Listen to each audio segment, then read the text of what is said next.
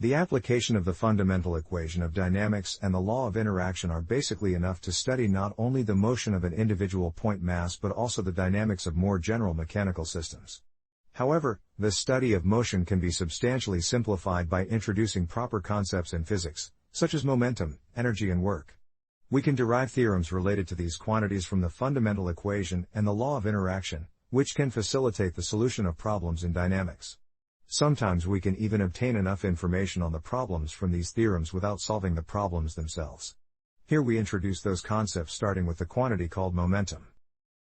The momentum p of a point-like body of the mass m and the velocity v is defined by the product of its mass m and its velocity v.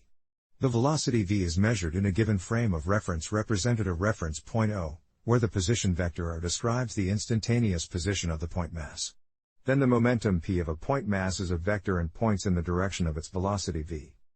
By definition, the unit of momentum is equal to the unit of mass times the unit of length times the unit of time to minus 1, and it is given by kilogram meter per second in SI. It also follows from the definition that a body of the mass m and the velocity v has the same momentum as the one of the mass m over 2 and the velocity 2 times v. In other words, a more massive object and the less massive one can have the same momentum if their instantaneous velocities point in the same direction, but the massive object is slower than the less massive one.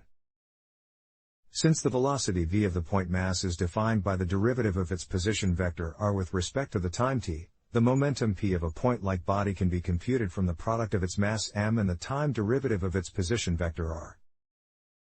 In the original formulation of the second law of motion, Newton stated that the change of motion of a body is proportional to the force exerted on the body and it points in the direction along which the force acts. Here the change in the motion must be read as the rate of change of the momentum of the body, that is the derivative of the momentum with respect to time. Newton's second law of motion states that the derivative of the momentum p of a point mass m with respect to the time t is equal to the force F acting on the point mass, that is the time derivative of the product of the mass m and the velocity v of the point mass is given by the force F. In classical mechanics the mass of a body is constant, that is independent of time and motion, and the mass m of in the left-hand side of the second law of motion can be factored out from the derivative. Since the acceleration a of a body is defined by the derivative of its velocity v with respect to time, the second law states that the mass m of the point-like body times its acceleration a is equal to the force F acting on the point mass. This is the original form of the law in which we presented it in the lecture, and now we have two equivalent forms for the second law of motion. In the case of point masses moving at velocities close to the speed of light, for example cosmic rays hitting the atmosphere of the Earth, the second law of motion in terms of momentum holds. However, rockets burning significant amount of fuel during flight represent variable mass systems, and their motion can only be described by applying the second law of motion in terms of acceleration. In the second law of motion, force represents an effect changing the state of motion of a point-like body. If this effect only lasts a short time, for example in the case of pushing, punching or shoving a body or the collision of balls, it is preferable to express the second law of motion in a different form. Let us suppose that a constant force F is exerted on a point mass m for a short time tau, as shown in the graph of its magnitude as a function of the time t.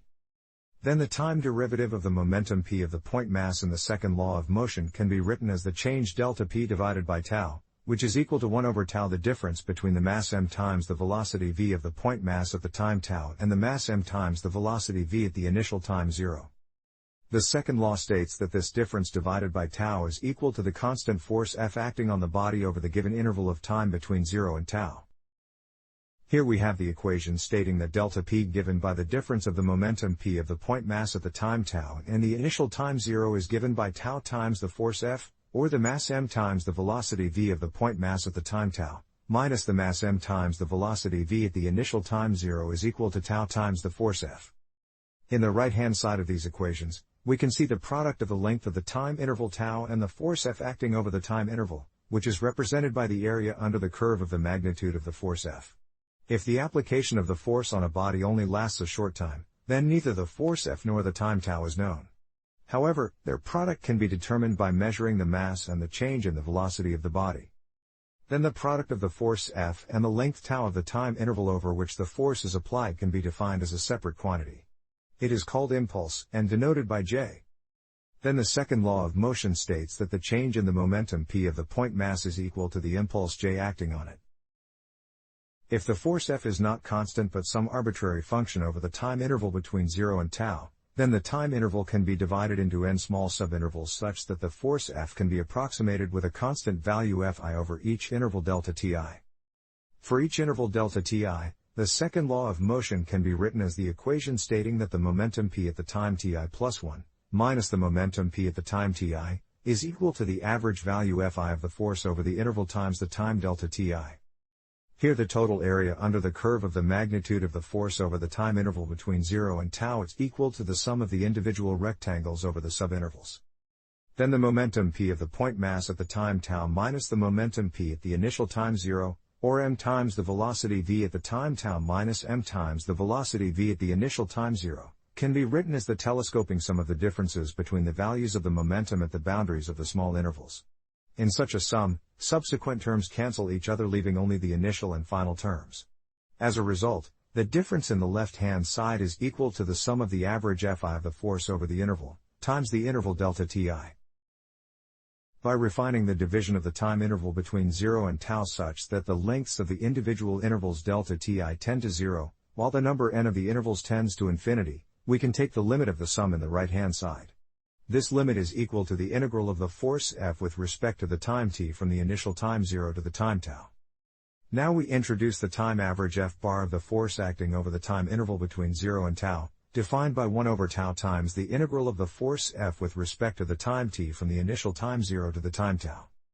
At the same time, we define the quantity impulse j in the general case by the integral of the force F with respect to the time t from the initial time 0 to the time tau. It follows from the definitions that the impulse j acting on a body is equal to the time interval tau times the average force bar F exerted on the body over the time interval.